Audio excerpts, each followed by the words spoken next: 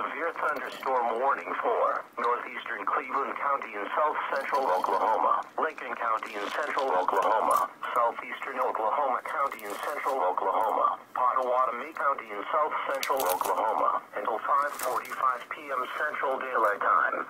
At 4:46 p.m. Central Daylight Time, National Weather Service meteorologists detected a severe thunderstorm capable of producing half-dollar-size hail and damaging winds in excess of 60 miles an hour.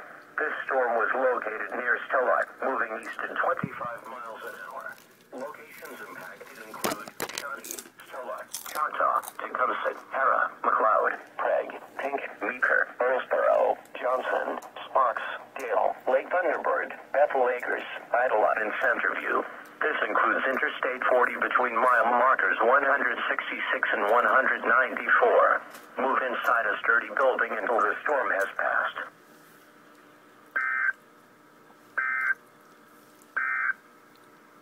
A severe thunderstorm warning remains.